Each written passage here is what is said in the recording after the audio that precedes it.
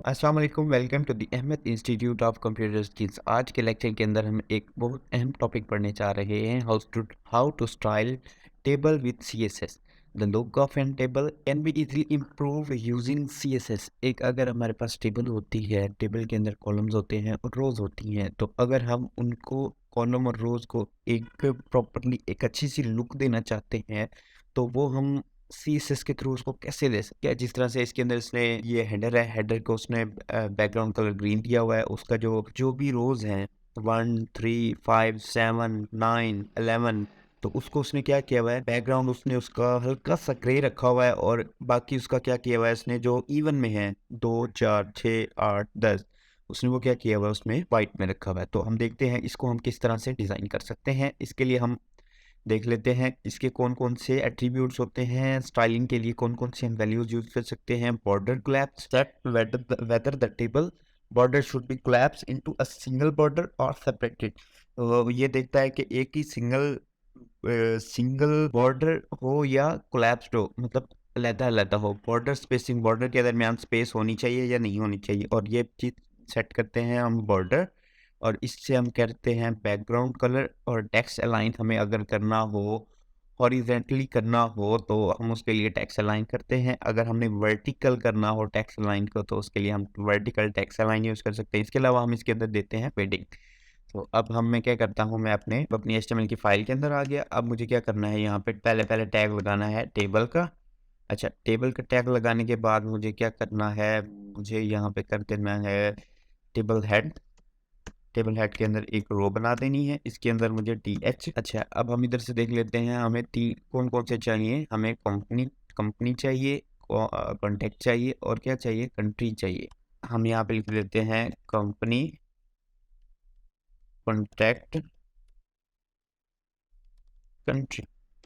तो अब आप यहाँ पे देखेंगे तीन क्या हो गया, कॉलम्स हमारे पास बन गए। इसके अलावा हमने क्या करना है, अब हमने टी एच के बाहर आके टी बॉडी के अंदर टी आर। अब यहाँ पे मुझे क्या लिखना है, टी एच। अब पहले पहले मैं लिख देता हूँ कंपनी, लिख देता हूँ मैं ABCD, और इसके बाद इसको कर देता हूँ कराची।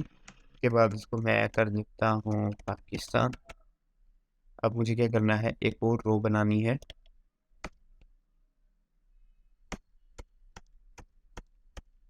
मैं काफ़ी सारे यहाँ पे डाटा क्या कर लेता हूँ। अब मुझे कराची, कॉन्टैक्ट इज दिस। तो अब मुझे यहाँ पे अपडेट कर दे जाना है चीज़ों को। पहली पहली टी रो के अंदर मैं कहता हूँ, यहाँ पे उसने कराची लिखा हुआ है, कराची। इसके अलावा मैं इसको यहाँ से कॉपी कर लेता हूँ, और यहाँ पर इसमें लिखा हुआ है पाकिस्तान, तो यहाँ पे पाकिस्तान को कर देता हूँ। अब मुंबई, कंपनी मुंबई की है, और उसका कॉन्टैक्ट नंबर ये है, और वो इंडिया से है। और अब मैं देख लेता हूँ कोलंबो,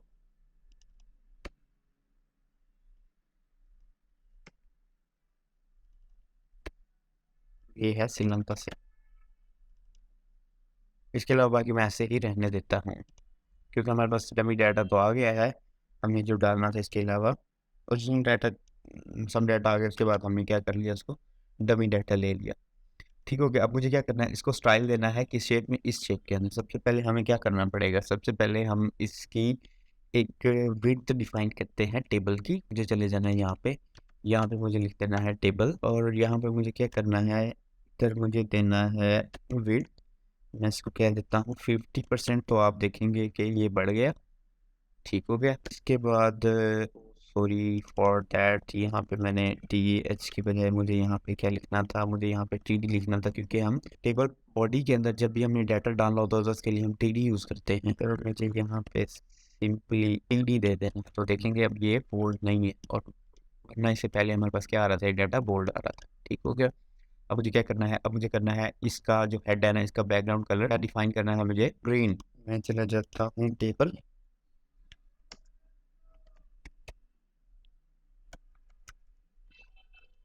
टी हेड, और टी हेड के अंदर हमारे पास क्या है, टी एच। और मैं इसको इस तरह से लिख सकता हूँ, हम मुझे क्या करना है, उसको बैकग्राउंड कलर देना है। बैकग्राउंड कलर मैं दे लेता हूँ ग्रीन, और ग्रीन के अलावा मैं इसको लाइट ग्रीन कर देता हूँ। ओ सॉरी, यहाँ पर मुझे देना था टी आर। टी हेड के अंदर टी आर, उसको मैंने बैकग्राउंड कलर दे दिया। तो देखें आप, ये इस तरह से कुछ इस तरह से हो गया बैकग्राउंड कलर। मैं इसको थोड़ा सा डार्क कर देता हूँ, ज़्यादा डार्क हो गया है वाली साइड। तो अब बिल्कुल ठीक है। और मुझे क्या करना है, इसका टी आर के अंदर जो कलर होगा उसको क्या कर देना है, वाइट कर देना है। तो अब इसके अंदर देखें कलर हो गया क्या, वाइट हो गया। अब मुझे क्या करना है, मैं कहता हूँ कि ना इसके अंदर जो मेरा डाटा आ रहा है, जो इवन पे है और जो ऑड पे है, उनमें डिफरेंस होना चाहिए। ठीक है, अब मैं क्या कर देता हूँ, यहाँ पे एक क्लास बना देता हूँ इवन की, हर एक एलिमेंट छोड़ के इस पे ये इम्प्लीमेंट कर देता हूँ।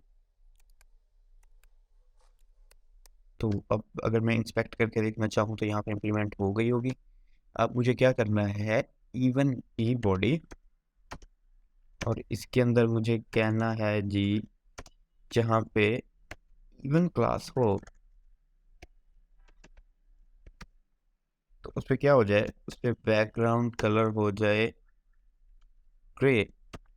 तो अब आप देखेंगे यहाँ पे बैकग्राउंड कलर ग्रे हो गया। अब मैं इसको थोड़ा सा डिज़ाइनिंग में लेके आना चाह रहा हूँ। अब मैं ग्रे को ज़रा कर देता हूँ लाइट ग्रे, इसको थोड़ा ऊपर की साइड पे ले जाता हूँ। ठीक है, अब मुझे क्या करना है, इस तरह से मुझे इसके अंदर स्पेसिंग देनी है। ठीक है, तो इस स्पेसिंग के लिए मैं क्या यूज़ करूँगा, मैं अपने मैं कहता हूँ टी डी, और टी एच के अंदर मुझे क्या करना है, पैडिंग देनी है। मैं पैडिंग दे लेता हूँ, टॉप बॉटम से दे लेता हूँ 10 पिक्सल, और लेफ़्ट राइट से दे लेता हूँ 15 पिक्सल। तो अब आप देखेंगे ये थोड़ा सा खूबसूरत नज़र आना शुरू हो गया। अगर मैं चाहता हूँ ये टेक्स्ट है जो हमारे पास टी डी के अंदर जो टेक्स्ट आ रहा है वो भी सेंट्रली अलाइन होना चाहिए इसकी तरह, या फिर एंड से होना चाहिए ये। तो उसके लिए मुझे क्या करना पड़ेगा, अगर मैं दोनों में लगाना चाहूँ तो मैं लगा सकता हूँ। अगर मैं लगा के दिखा देता हूँ आपको। तो ये इसका मतलब, कॉमा का मतलब होता है कि ये दोनों में वर्क करेगी। ठीक है, अगर मैं दोनों में लगाना चाहता हूँ टेक्स्ट अलाइन सेंटर, तो अब देखेंगे ये सारे क्या हो गए, टेक्स्ट अलाइन सेंटर हो गए। अगर मैं इसको स्टार्ट से या स्टार्ट करना चाहूँ तो स्टार्ट हो गया। अगर मैं यहाँ पे इसको एंड पे करना चाहूँ तो ये देखेंगे आप राइट साइड पे शिफ्ट हो जाएंगे। अगर मैं टेक्स्ट लाइन राइट कर दूँ तभी राइट साइड पे शिफ्ट हो जाएंगे। अगर लेफ्ट साइड पे शिफ्ट करूँ तो ये तभी लेफ्ट शिफ्ट हो जाएंगे। वन मोर थिंग मैं देख लेता हूँ यहाँ पे कि बॉर्डर ग्लैप्स या बॉर्डर स्पेसिंग। अब मुझे करना है टेबल के अंदर बॉर्डर स्पेसिंग, मैं कहता हूँ 0 सेंटीमीटर होनी चाहिए। तो देखें आप, ये बॉर्डर क्या हो गया, आपस में बिल्कुल जुड़ गया। ठीक है, हमारा टेबल किस तरह से हो गया, सेम जो हमने इसमें देखा था इस तरह से हमारा हो गया, टेबल हो गया। अगर हम इसको ज़्यादा पैडिंग और मार्जिन वगैरह देना चाहें तो हम दे सकते हैं। अब एक और चीज़ होती है, मैं कहता हूँ अगर किसी वजह से मेरा टेक्स्ट बढ़ गया है, किसी भी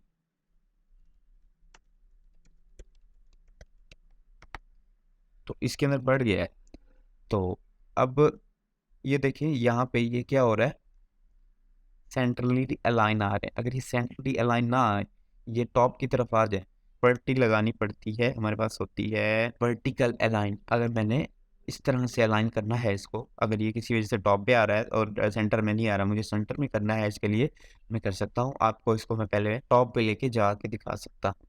अब मैं कर देता हूँ यहाँ पे वर्टिकल अलाइन बॉटम। अगर मैं बॉटम करूँगा तो देखेंगे आप, ये एलिमेंट क्या हो गए, बॉटम हो गए।